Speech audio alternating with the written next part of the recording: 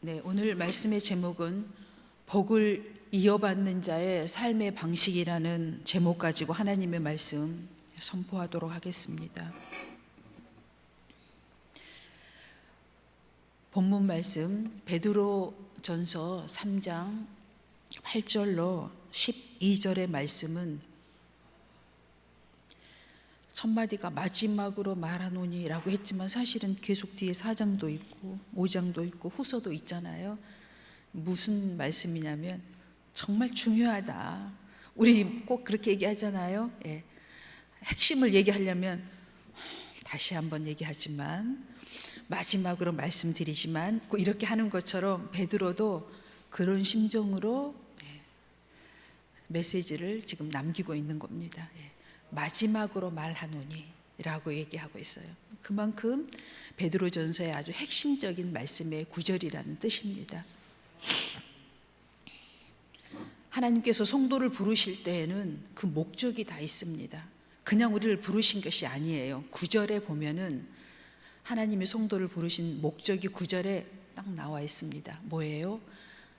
너희가 부르심을 받았으니 이는 복을 이어받게 하려 하심이라. 우리에게 하나님의 복을 주시려고 우리를 불렀다는 거예요. 우리 성도의 이름이 뭐예요? 믿는 자들의 무리입니다. 우리가 오늘 이걸 꼭 기억하면서 말씀을 들어야 돼요. 우리에게 이 교훈의 말씀을 준 이유는 딱 하나예요. 복을 이어받게 하려고. 어떤 복을? 하나님의 나라의 복. 상속자. 우리는 상속자라는 거예요. 이것을 전제로 여러분들이 마음에 새기면서 오늘 말씀을 들어야 돼요. 세 가지로 말씀을 드리려고 합니다. 8절에 보면 마지막으로 말하노니 너희가 다 마음을 같이하여 동정하며 형제를 사랑하며 불쌍히 여기며 겸손하며.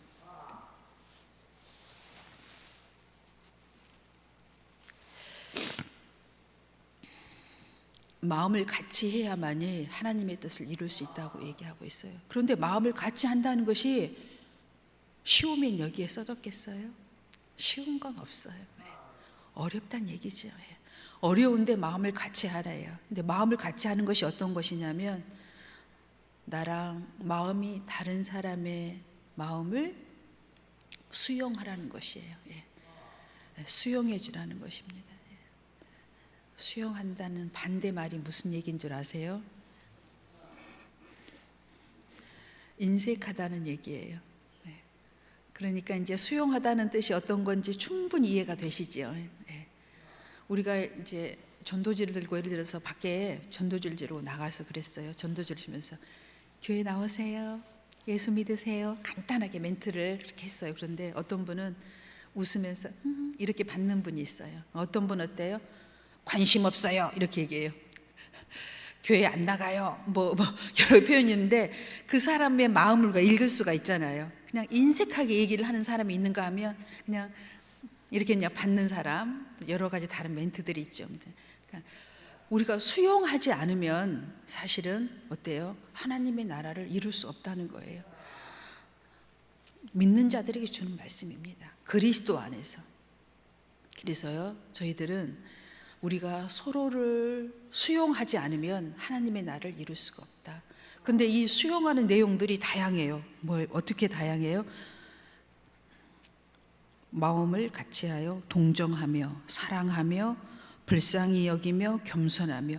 이런 마음을 가지지 않으면 수용할 수 없다는 것이에요.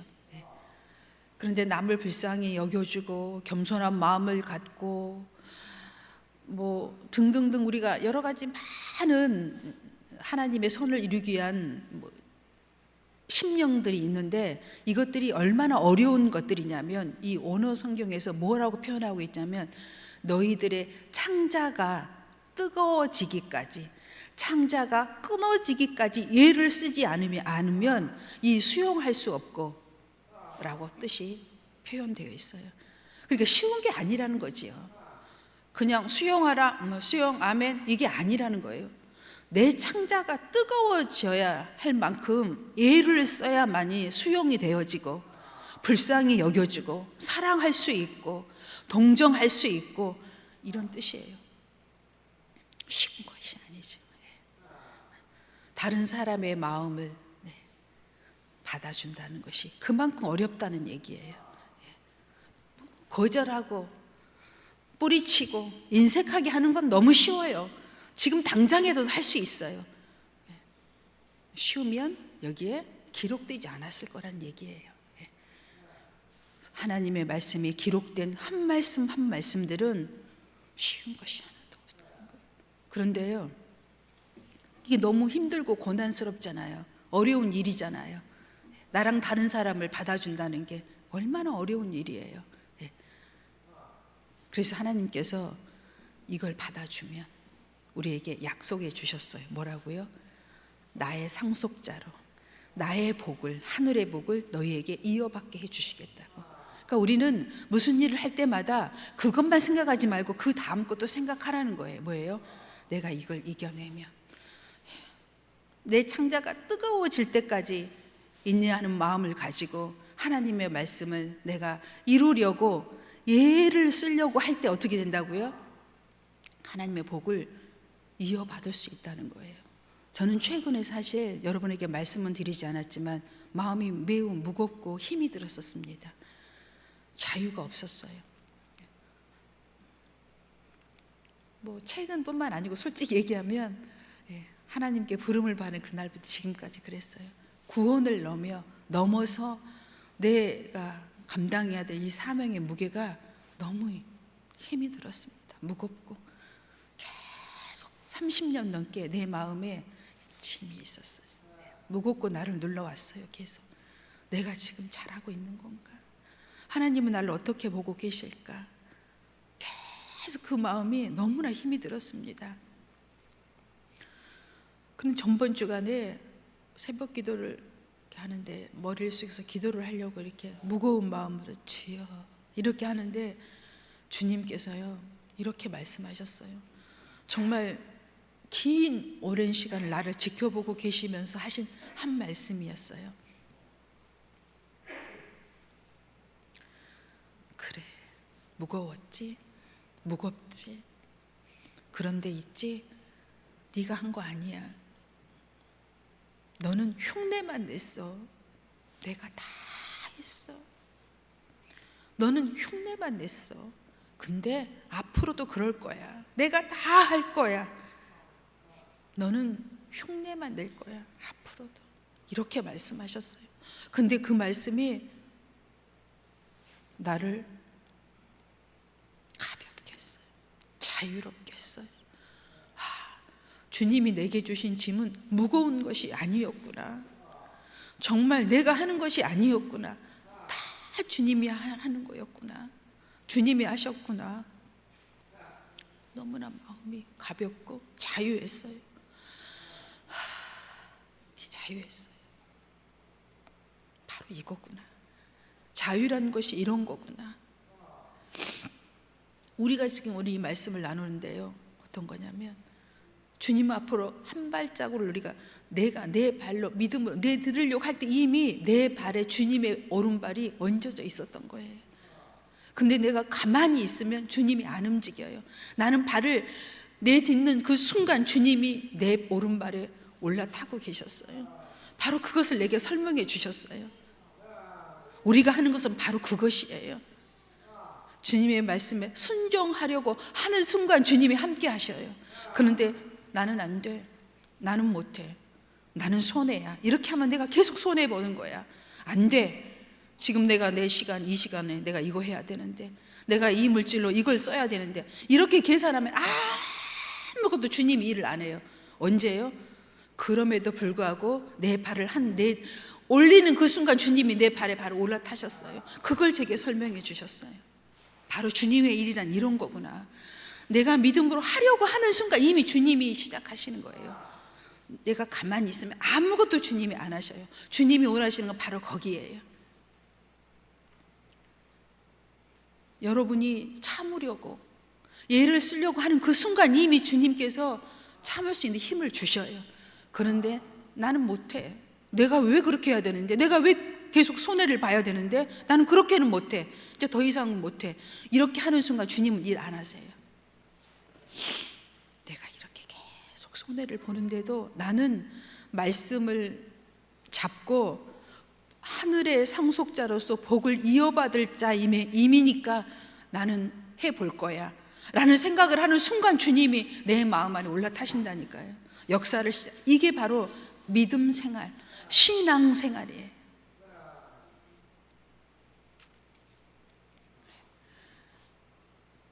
여러분께서 예수 믿는 것이, 교회에 나오는 것이, 예배를 드리는 것이, 누구를 섬기는 것이, 선을 이루는 것이 힘이 드셨잖아요. 내가 왜 계속 이렇게 해야 돼? 너무 미치고 있잖아. 내가 너무 손해를 지금 보고 있잖아 라고 생각하시잖아요. 그런데 여러분, 다 저도 체험한 사실들이고요. 여러분이 살면서 큰 손해를 보거나 억울한 일을 당했거나 큰 어려움을 겪고 나서는 여러분이 깨달아요. 그때 내가 주님의 감동 주었을 때 할 걸 다 잃어버리고 난 다음에 여러분은 후회를 합니다. 그때 주님이 내게 감동 주셨을 때 내가 순종할 걸 그랬다면 그게 하늘에 올라갔을 텐데 다 잃어버리고 나니 후회가 된다 라고 생각을 하실 거예요. 고난이 우리에게 오는 이유는 하나입니다. 하나님을 만나는 순간입니다. 우리는 고난을 겪으면 깊이 생각하는 사람들이 됩니다. 그래서 고난이 우리에게 오는 것은 우리를 아주 성숙한 사람으로 만들어줘요. 고난은 우리를 성숙하게 한다. 하나님을 만나게 한다. 그리고 믿음의 길을 거침없이 걸어갈 수 있게 한다. 이게 고난의 시간이에요. 지금 여러분 중에 고난의 시간을 걸어가고 계시는 분이 있으시지요? 네. 고난이 없는 사람이 누가 있겠어요? 제가 제 자신을 한번 또 생각해 봤더니요, 초등학교를 들어가는 순간부터 고난이었더라고요. 그 전에는 그렇게 고난스러웠던 기억이 없어요, 잘. 근데 초등학교 1학년을 딱 입학하는 순간부터 제가 고난을 겪었더라고요. 근데 그 순간에는 나는 교회를 안 다녔으니까, 하나님을 몰랐으니까 하나님이 그때는 나랑 함께 안 하는 줄 알았어요. 근데 저는 지난 주간 이미 그때부터도 하나님이 저랑 함께 하셨고 제가 한 것이 없었더라고요. 그 고난의 순간순간 하나님이 다 내가 하지도 않은 것을 덮어주시고 해주시고 인도해 주시고 그렇게 해주셨더라고요. 아마 제가 이 말씀을 여러분에게 전하는 순간 여러분도 순식간에 초등학교 1학년으로 아마 내려가셨을 겁니다. 그리고 지난 날이 계속 지금 기억 속에서 지나가고 있을 거예요. 그 어려운 고비 때 내가 어떻게 지냈지 생각해 보니 어때요? 하나님께서 넘겨주셨어요. 그 순간순간들을 내가 온 것이 아니었어요. 하나님이 넘겨주셨어요. 한번 생각해 보세요. 다시 한번. 하나님이 해주셨더라고요. 여러분이 하나님의 그 은혜를 생각하면서 복을 이어받을 자로서 이제 우리는 이 말씀을 받는 것입니다. 마음을 같이하여 수용하고 그들을 받아줄 때 하나님께서 하나님의 뜻이 이루어진다고 우리에게 말씀해 주고 계십니다. 첫 번째, 수용하라. 10절 보겠습니다. 그러므로 생명을 사랑하고 좋은 날 보기를 원하는 자는 혀를 금하여 악한 말을 그치며 그 입술로 거짓을 말하지 말고 악에서 떠나 선을 행하고 화평을 구하며 그것을 따르라. 아멘. 우리가 하나님의 뜻을 따른다는 것은 두 번째 뭐예요? 축복하라는 거예요. 삶의 방식이에요. 하나님의 뜻을 이루는 방식이에요. 나를 욕하는 자를, 나를 억울하게 하는 자를, 나를 분하게 하는 자를 대적하지 말고 그냥 축복해 줘버리라는 거예요. 그게 쉬워요. 저도 지난 주간에 억울한 누명을 같은 이야기를 들었는데 참기가 좀 그렇더라고요. 그래서 말을 좀 내뱉긴 했어요. 참 유치하네 이러면서 있지도 않은 얘기를 하니까. 참 유치하네. 그런데 똑같이 하면 안 되잖아요. 그래서 마음속으로 그랬어요.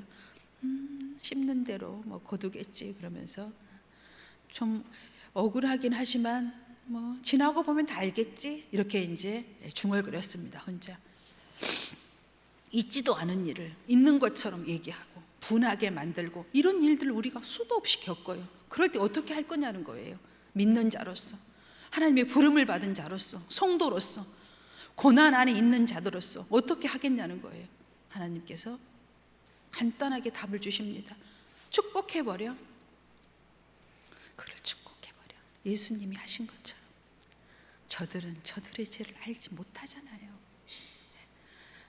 이거 축복해버리래요. 그럼 어떻게 하나님이 너에게 복을 주겠대요. 그 사람 신경 쓸 거 없다는 거예요. 삶의 방식 두 번째, 그를 축복하라. 언어 생활을 바꿔버리래요. 욕하지 말고 그냥 축복의 언어로 바꿔버려 주래요. 그러면 복을 유업으로 우리에게 주시겠답니다. 상속자로 하나님이 여겨주시겠다는 거예요. 또 뒤돌아보면 그래요. 뭐가 더 쉬워요? 욕하고 나면 나만 찜찜해요. 똑같이 하고 해주고 나면 찜찜합니다. 그런데요, 그냥 그걸 누르고 참고 그냥 축복을 딱 하고 나보세요. 길이길이 행복합니다. 오늘 생각해도 잘했고 내일 생각해봐도 너무 잘한 것 같고 뿌듯하고 행복하고 막 웃음이 나오고 그래요. 내가 어떻게 그런 생각을 뿌듯하게 했지? 내가 참 많이 변했나 보구나. 뭐 이런 생각이 들어요. 그렇죠? 그런 적 있잖아요. 내가 참 잘도 참았다. 너무 억울한데 주님이 보고 계시니까. 그 다음 말씀 볼까요? 12절 마지막 절 말씀이죠.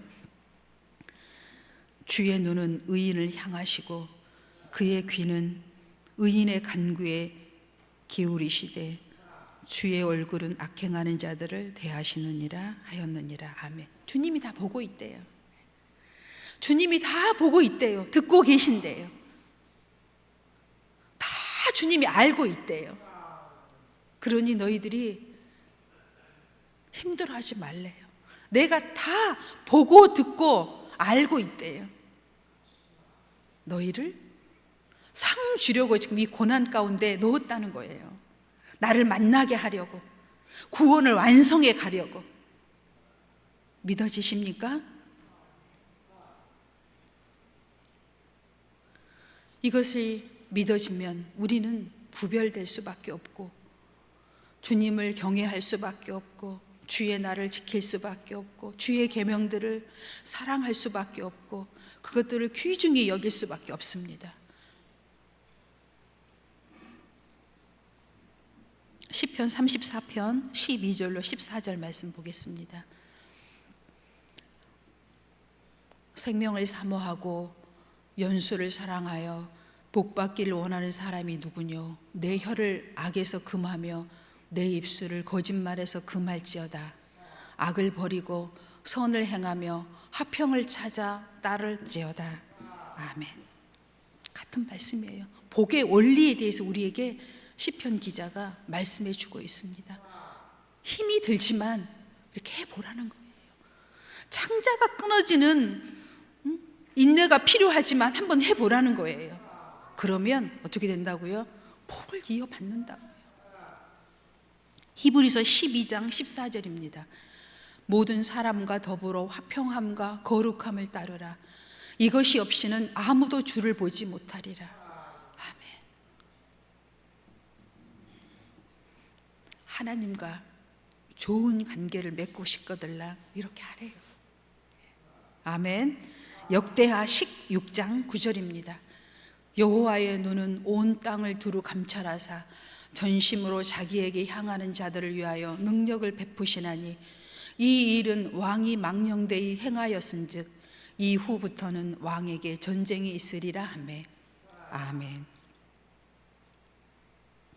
하나님의 시선은 항상 성도를 향해 있다는 뜻입니다.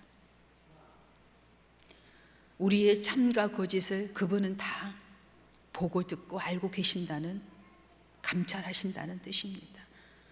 약속을 받은 자녀처럼 구별됨으로 말미암아 하나님의 약속을 유업으로 받는 여러분 되시고 그 보호와 능력 아래 있는 여러분 되시기 바랍니다.